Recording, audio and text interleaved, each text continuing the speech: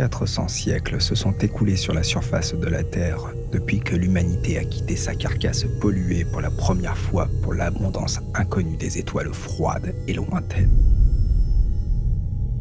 Les établissements humains se sont répandus dans 1 million de mondes et ont trouvé des trésors et des horreurs extraterrestres insoupçonnés dans les secteurs lointains. L'aube nouvelle et lumineuse de l'humanité s'est rapidement évanouie dans le tourbillon de la brutalité et de l'ignorance connue sous le nom d'ère des luttes.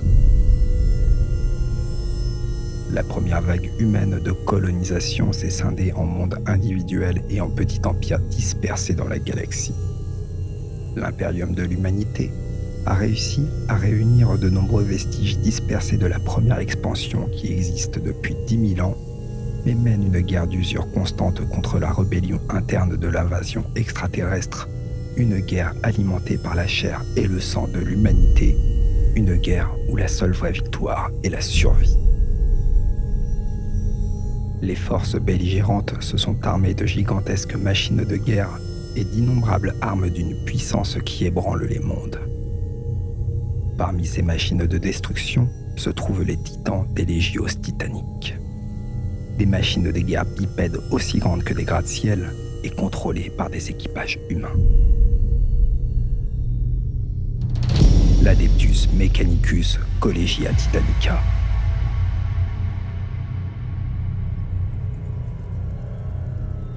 Les titans sont d'immenses machines de guerre, des guerriers humanoïdes mécaniques pouvant atteindre jusqu'à 30 mètres de haut.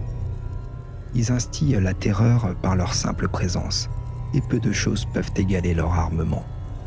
Peu d'ennemis, à part un autre titan, peuvent s'opposer à eux. Les titans sont alimentés par des réacteurs à plasma relativement désuets. Bien que rarement utilisés dans l'Imperium depuis le Moyen-Âge technologique, rien d'autre ne peut fournir la puissance nécessaire à un titan. Les générateurs de boucliers Void du Titan nécessitent à eux seuls des quantités d'énergie si énormes que rien d'autre ne pourrait l'alimenter. Même la marge d'opération réduite d'un réacteur à plasma d'un Titan et les conséquences d'une fusion ou d'une réaction d'emballement sont un petit prix à payer pour obtenir l'énergie nécessaire. Les boucliers Void sont la principale ligne de défense d'un Titan. Un bouclier absorbe les dommages jusqu'à ce que son générateur de bouclier Void soit surchargé. Les sécurités empêchent le générateur de griller lorsque cela se produit, et le bouclier Void s'effondre alors. Cependant, une fois que la puissance excédentaire a été épuisée, le générateur peut être redémarré réactivant le bouclier Void une fois de plus. Dans la mesure du possible, les titans portent un générateur de bouclier Void suffisamment grand pour que, en théorie, certains de ces boucliers puissent être utilisés en tout temps. Dans la pratique, ce n'est pas toujours le cas, et une fois qu'un titan a perdu ses boucliers, il est vulnérable. En cas d'urgence, les princeps peuvent outrepasser les limites de générateurs de bouclier Void, les poussant aux dernières extrémités. Si cela fonctionne, cette tactique risquée peut vaincre presque n'importe quelle attaque. Si elle échoue, le princeps réduira les défenses de son titan à des plaques en fusion inutiles. Les générateurs de plasma fournissent également l'énergie pour de nombreuses armes. La transmission de l'énergie se fait par l'intermédiaire d'hydroplastiques couplés à des actionneurs. Ceux-ci font fonctionner le système d'armes et d'autres installations dans l'ensemble de la machine. Les membres d'un titan sont mus par des faisceaux de fibres électriques qui fonctionnent comme des muscles. Origine.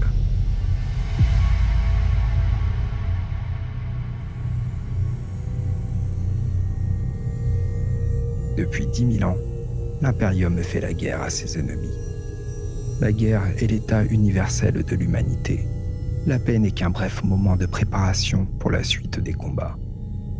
Les races extraterrestres s'attaquent au système frontalier de l'Imperium. La rébellion et la trahison sont monnaie courante dans des millions de mondes colonisés. Les légions renégates, confinées pendant des millénaires dans l'œil de la terreur, complotent et sapent l'Imperium. Et dans les tourbillons et les tempêtes de la dimension Warp, les forces et les créatures des ténèbres s'agitent. Les guerres ne peuvent avoir de fin, sinon ce serait l'extinction de l'homme. Dans ces périls, le genre humain n'a qu'un seul guide, l'empereur. C'est à lui qu'incombe le sort de l'humanité. Dans ses mains se trouvent l'arme et le bouclier de l'humanité, les forces de l'Imperium, les puissants titans de l'Adeptus Titanicus. Les titans sont les machines de combat suprêmes de l'Imperium, des gants recouverts d'adamantium. Ils sont remplis de guerriers dévoués et armés des armes les plus puissantes que les technoprêtes impériaux puissent concevoir et équipés de boucliers Void, des barrières d'énergie presque impénétrables. À travers l'Imperium et au-delà, rien n'inspire plus de crainte. Un empire ancien.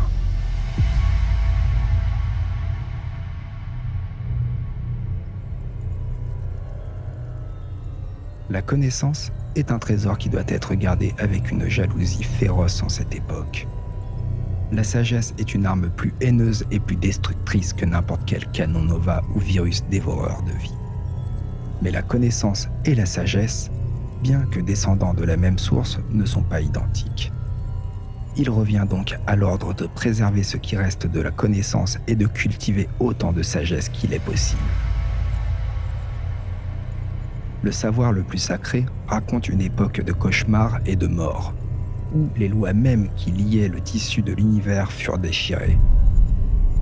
De ce que nous savons, pendant 25 millénaires, l'humanité régna sur les étoiles, les a apprivoisées et les a réduites à sa volonté. Des merveilles inimaginables étaient monnaie courante, et aucun miracle techno-arcanique n'était hors de portée. Les mondes étaient des bijoux argentés qui brillaient parmi le firmament, et l'humanité tenait entre ses mains les moyens d'anéantir la réalité elle-même ou de la remodeler pour qu'elle s'adapte à ses désirs. Seules les îles d'Ariotin, et bien avant eux, les Slani au sang-froid, se tenaient plus haut dans les rangs de la création.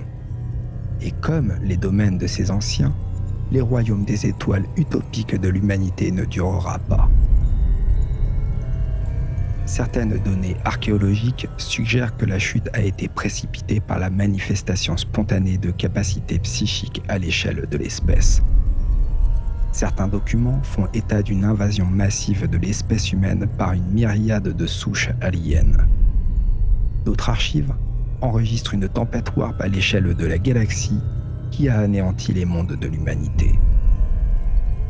D'autres racontent encore que les intelligences mécaniques créées par le génie imparfait humain et qui finit par être essentielles à tous les domaines se sont rebellées, provoquant un effondrement sur l'ensemble des mondes de l'Empire dans un seul instant d'horreur. En vérité, il est probable que tout cela soit vrai. Certainement, quand la chute arriva, elle se produisit rapidement. Quand le coup fatal tomba, il fut donné par de nombreuses mains. Le paradis avait disparu en grande partie à cause de l'orgueil de la faiblesse de ceux qui ne méritaient pas les dons sacrés de la technologie.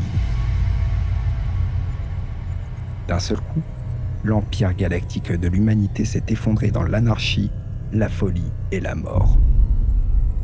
Le monde qui n'était pas englouti par le warp enragé était consumé par des aliens cauchemardesques esclavagistes. Ceux qui n'étaient pas déchirés par les mains de leurs propres machines déclinèrent à cause de leur propre rage. Une rage féroce consumant des peuples autrefois éclairés. On dit même qu'une grande partie de l'humanité était esclave de la volonté des intelligences incompréhensibles issues du warp, cette réalité sur laquelle s'appuyait un vaisseau interstellaire pour traverser l'immensité de l'espace possédé, comme l'auraient interprété les lointains et ignorants ancêtres du genre humain, furent vaincus par les démons de l'abysse. À travers la galaxie, la lumière de la civilisation s'éteignit. La plus grande partie de l'humanité fut tuée et la fraction qui restait plongea dans un âge d'anarchie, de sauvagerie et de folie qui ferait rage à travers la galaxie pendant 5 millénaires. C'était l'ère des luttes, Et jamais une période n'a aussi bien porté son nom. Mars et Terra.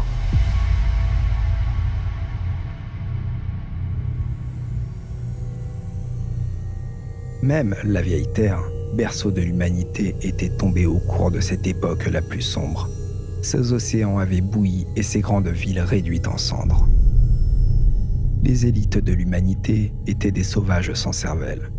Les primitifs sanguinaires utilisaient des artefacts de haute technologie comme des bâtons émoussés pour s'entretuer dans les ruines de la gloire de leurs ancêtres, ignorant tout de l'héritage qui leur avait été enlevé. Mars, la planète rouge qui avait longtemps servi de source d'émerveillement technologique, ne fut pas épargnée par le chaos. Pourtant, ici, un vestige d'ordre, peut-être la dernière once de rationalité épargnée de l'espèce entière, fut sauvée. Au milieu d'un monde de machines brisées, la préservation de la vie en est venue à dépendre de la préservation du savoir. Le plus petit morceau de sagesse signifiait la différence entre l'extinction de la survie et ainsi ceux qui étaient capables d'extraire un fragment de fonctionnalité des vastes corps métalliques parmi lesquels ils s'accrochaient à la vie en sont venus à être considérés comme les prophètes des données les plus sacrées. Ainsi, les parcelles de la connaissance sont devenues des objets de vénération, les mécanismes par lesquels les données étaient conservées, traitées et transmises devenaient eux-mêmes des instruments de contemplation les plus saints des saints. Les machines capables de réflexion étaient de la plus grande valeur, mais elles étaient connues pour être en partie dangereuses. Les gardiens de la connaissance, prêchant la sainteté de la machine tout en restant vigilants contre le retour de leur vraie conscience de soi, craignant toujours que les machines à penser puissent se retourner contre ce qui restait de l'humanité comme elles l'avaient fait à l'aube de l'ère des luttes. C'est ainsi que l'on peut dire qu'au milieu des décombres éparpillés dans les déserts rouges de Mars, l'humanité fit le premier pas sur le long et ardu combat pour la rédemption. Au fil d'innombrables générations, les gardiens de la machine ont rassemblé ce qui restait de technologies éparpillées dans les désolations et qui pouvaient être récupérées. La composition d'un canon de connaissances qui préfigurait le fondement d'une nouvelle religion, le culte de la machine. Bénis de secrets et pourtant isolés de ce qui restait de l'humanité, ces technoprêtres élevèrent de grandes forges à travers la surface de leur monde rouge et d'où jaillit un torrent de machines, artifices, instruments et armes de toutes formes et fonctions imaginables, des microscopiques nanorobots de guerre aux géants imposants et blindés capables de raser des villes entières.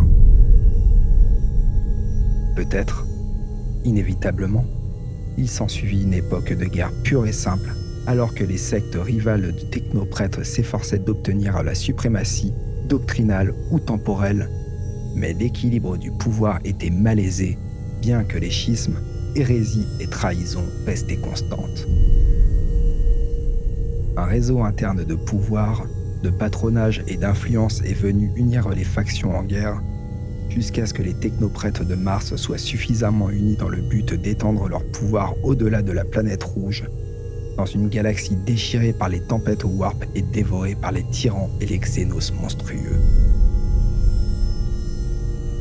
Aucune archive ne rappelle les détails de chaque arche de colonisation envoyée dans les ténèbres, mais il est probable que leur taux d'échec fut astronomiquement élevé et que des millions de technoprêtres et de colons aient péri durant la soi-disant longue marche. Néanmoins, certains vaisseaux coloniaux atteignirent leur monde cible et les graines du culte de la machine furent ainsi dispersées à travers le firmament. Certains de ces mondes coloniaux allaient devenir des mondes forges semblables à Mars, et pourtant, dans bien des cas, ils possédaient leurs propres variations culturelles et de rituels façonnés par des circonstances uniques. D'autres devinrent des mondes chevaliers, des colonies établies sur des planètes riches en ressources et qui un jour nourriront et soutiendront les puissants et voraces mondes forges eux-mêmes. Les guerres d'unification et la Grande Croisade.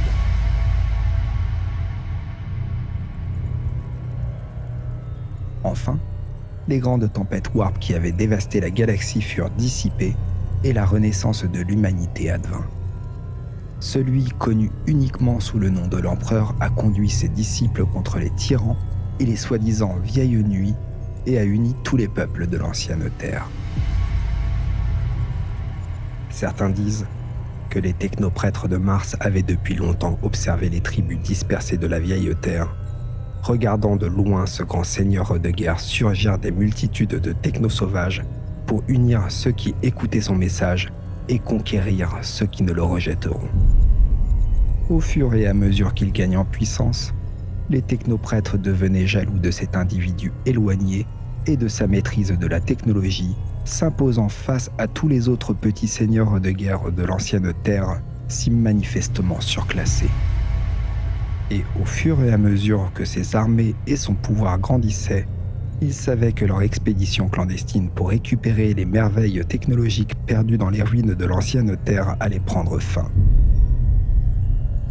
Génie comme l'humanité n'en avait jamais vu, l'empereur créa les Space Marines des légions Astartes et mit au-dessus d'eux ses fils génétiques, les Primarques, qui conduiraient l'humanité dans un âge de reconquête longtemps planifié qui allait devenir connu sous le nom de Grande Croisade.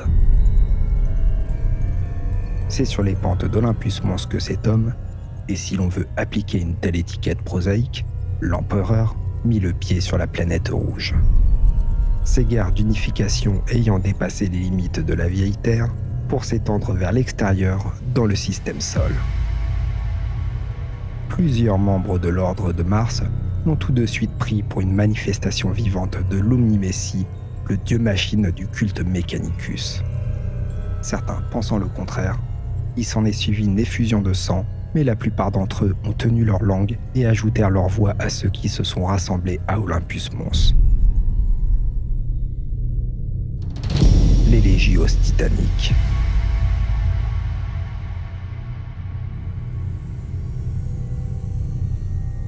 Une myriade d'hostes du Mechanicum ont prêté serment d'allégeance à la Grande Croisade, des cultes belliqueux de Myrmidon aux constructions de chair cybernétique du Lacrymal.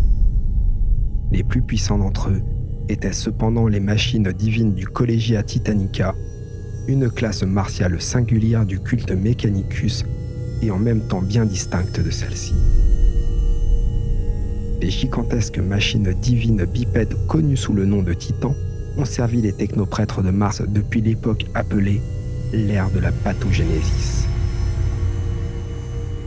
Bien que peu de données subsistent, on sait que les Titans sont apparus pour la première fois au cours d'une grande et terrible guerre entre les forges assiégées du Mechanicum naissant et une caste d'hérétiques kabbalistiques avilis nommée la scie carnivora.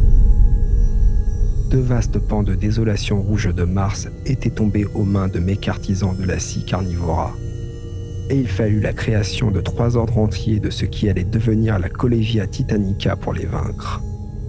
Ces 3 ordres ont été collectivement appelés la triade Ferrum Morgulus, et c'est à partir du modèle de leur création que furent fondés tous les futurs Légios titaniques. Créés pour vaincre les monstrueuses machines dévoreuses de la scie carnivora, peu de choses pouvaient se tenir devant un titan, et rien devant une légion entière qui, à son apogée, pouvait compter entre 200 et 300 énormes machines de destruction. Après avoir finalement chassé de Mars les horreurs de la vieille nuit, les Légios titaniques ont été fréquemment utilisés au service d'une forge contre une autre dans une série de guerres civiles et de schismes internes, semant des inimitiés qui allaient porter des fruits amers dans l'âge sombre à venir.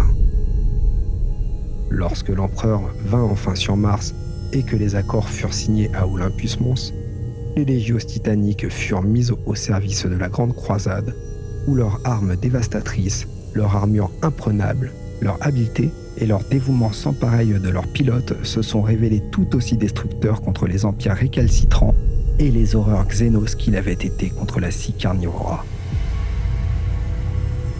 Alors que la Grande Croisade s'étendait toujours plus loin de Terra, les hostes de l'humanité rencontrèrent de nombreux mondes humains. Nombre d'entre eux ne possédaient que les technologies les plus basiques, tandis que quelques-uns étaient les égaux de Mars elle-même. Ainsi furent découvertes les colonies envoyées dans le vide pendant la longue marche. Telle était l'empreinte profonde enracinée du culte Mechanicus, dont les domaines machines indépendants, même séparés par le long et solitaire millénaire et des dizaines de milliers d'années-lumière, reconnaissaient une forme de fidèle à l'égard de la planète rouge. Tandis que chaque monde forge restait autonome, pour un long moment du moins, chacun prêta des sermons au Seigneur de Mars dans la vénération partagée de l'Omni-Messie. Au plus fort de la Grande Croisade, des douzaines de légios titaniques marchèrent à la guerre. La Collegia Titanica sur Mars servait de dépôt général pour les traditions martiales et les modèles des légios, bien qu'en réalité, chacun était fait en son propre maître. Sous les auspices du Collegia Titanica, chaque légio assuma son propre titre, y compris les noms, icônes, bannières, couleurs ou autres éléments uniques de l'héraldique de style haut-gothique et bas-gothique.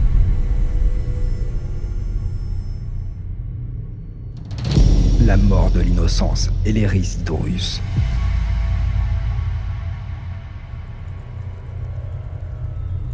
La dévotion manifestée à l'empereur de l'humanité par les masses de la planète rouge était loin d'être totale. Ceux qui avaient gardé leurs doutes pour eux alors que le Mechanicum jurait fidélité à l'empereur, à Olympus Mons, ils révélèrent finalement la corruption qu'ils abritaient. Kelbor Hal, le fabricateur général de Mars, et les magos éminents du culte Mechanicus dirigèrent la plus grande partie des seigneurs de Mars contre ceux qui avaient juré allégeance à l'Imperium. D'un seul coup, le Mechanicum fut déchiré lors d'une guerre civile qui consuma Mars elle-même et qui s'était répétée sur des dizaines de mondes forges sur toute la longueur et la largeur de la galaxie. Ce n'est que plus tard qu'il fut révélé que la trahison de Kelbor Hal n'était qu'une partie d'une conspiration beaucoup plus grande et dont l'archi-instigateur avait pour but de détrôner l'empereur, nul autre que le maître de guerre de toutes les armées de l'empereur, son fils favori, Horus. C'est ainsi que l'impérium de l'humanité fut plongé dans une nouvelle ère d'anarchie et d'effusion de sang. Une ère qui allait rivaliser avec le chaos de l'ère des luttes dont l'humanité venait de sortir récemment. Certains ont surnommé la trahison de Kelbor Hal la mort de l'innocence, car elle marquait la fin d'une période aujourd'hui appréciée uniquement pour être du passé. Mais même cette trahison n'était que le premier acte d'une tragédie bien plus grande. La mort de l'innocence fut le début de l'âge des ténèbres, l'hérésie d'Horus, et pour l'Imperium tel qu'envisagé par l'empereur de l'humanité, ce sera le début de la fin.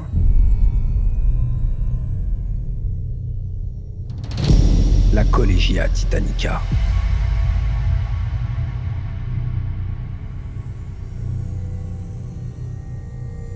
L'histoire de Titan est très ancienne. Les Titans ont existé tout au long de l'histoire de l'Imperium et bien avant sa fondation, avant même l'ère des luttes. Les Titans étaient utilisés pendant le Moyen-Âge technologique et les premières guerres extraterrestres. À cette époque, chaque colonie humaine avait au moins une légio titanique, et beaucoup en avaient des douzaines déployées pour leur défense. Pendant l'ère des luttes, ces légios titaniques se sont ensuite retrouvées les unes contre les autres dans les guerres sauvages et destructrices qui ont déchiré l'humanité. C'est au cours de l'ère des luttes que les connaissances nécessaires à l'entretien des titans ont été perdues et leur utilisation est devenue de plus en plus rare. À l'époque de l'Imperium, un seul groupe d'individus savait comment construire, entretenir et faire fonctionner les titans, les technoprêtres de l'Adeptus Mechanicus. Le savoir était concentré dans l'une de ces organisations militaires, la Collegia Titanica, ou, pour lui donner un titre complet, l'Adeptus Mechanicus Collegia Titanica. Ce sacerdoce technologique est aussi connu sous le nom d'Adeptus Titanicus, une contraction de son nom complet. La Collegia Titanica Adeptus Titanicus a été réorganisée à partir des restes des anciennes légios titaniques. Dans le sillage de l'hérésie d'Horus et de la trahison de nombreuses légios titaniques, une nouvelle organisation garantissant la loyauté était nécessaire. L'indépendance de pensée et d'action a été abandonnée ou rigoureusement contrôlée. Le rôle de la nouvelle Collegia était de balayer les anciennes légios titaniques, rassemblant les titans restants en une seule force dont la loyauté pouvait être assurée. La réorganisation a été un succès. Depuis l'époque de l'hérésie, l'empereur et son administratum n'ont eu aucune raison de s'inquiéter de la Collegia. La Collegia a 4 branches ou divisiones. La Divisio Militaris, la Divisio Mandati, la Divisio Telepathica et la Divisio Investigatus. Chaque divisio est à son tour divisée en un certain nombre d'ordres. Les ordres sont les unités de base et autonomes de la Collegia, comparables au chapitre des Space Marines. Chaque ordre est commandé par son propre grand maître et ses propres uniformes, insignes, couleurs et rituels. Tous, cependant, ont en commun leur loyauté envers l'empereur. La Divisio Militaris, généralement appelée simplement Ordre militaire, sont les successeurs des anciennes légios titaniques de l'ère des luttes. Beaucoup peuvent retracer leur histoire au-delà de la fondation de l'Imperium jusqu'à ces temps troublés. Utilisée lorsqu'une force de frappe précise d'un chapitre Space Marines de l'Adeptus Astartes serait inappropriée, les ordres militaires sont à la pointe de la Collegia. Chaque ordre est basé sur son propre monde forge et comprend de nombreuses troupes de combat terrestres et du personnel de soutien en plus de ses titans de bataille. Certains des ordres militaires sont des forces hautement spécialisées, créées pour faire face à des sièges ou des combats dans des atmosphères planétaires exotiques par exemple. Aucun ordre, cependant, n'est autorisé à avoir ses propres moyens de transport spatial. C'est une question de politique qui stipule que cela revient à la flotte impériale. Le transport est refusé aux ordres militaires pour de bonnes raisons historiques. Pendant l'hérésie d'Horus, plus de la moitié des légios titaniques se joignirent à la rébellion. Avec leurs propres navires de transport, ils ont pu mener des campagnes mobiles et les titans ont même pris part au siège du palais impérial. Dans la réorganisation qui suivit l'hérésie, les ordres militaires furent délibérément rendus dépendants de la flotte pour le transport. Privés de mobilité, les rebelles pouvaient être rapidement isolés et détruits. Dans l'ensemble, cette politique a été un succès. Plus d'une centaine d'ordres du Divisio sont stationnés près de l'œil de la terreur pour combattre les titans du chaos des légions renégates bannies. Les autres sont dispersés dans des lieux stratégiquement importants à travers l'Imperium. La Divisio Mandati voyage dans de vastes vaisseaux-temples spatiaux amenant la Pax Imperialis dans les mondes isolés de l'Imperium.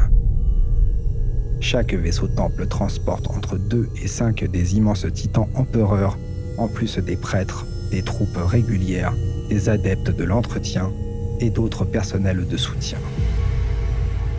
Chaque titan empereur est une unité autonome transportant des membres de l'Adeptus Arbitre, de l'Inquisition et de l'Adeptus Terra.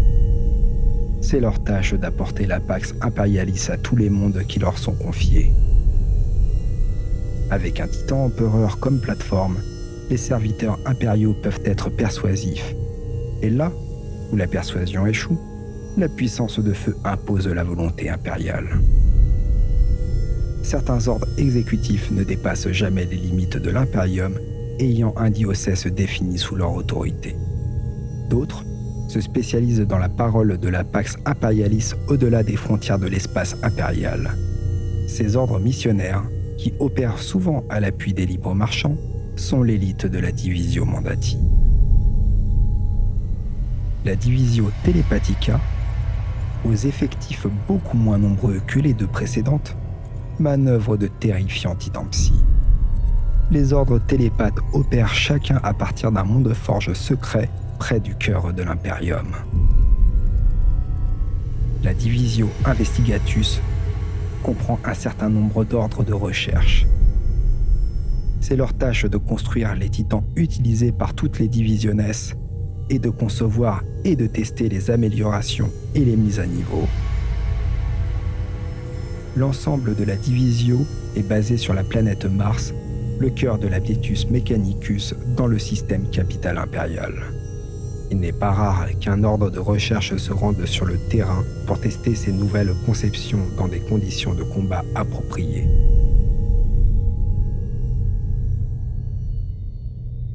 Suite dans la deuxième partie.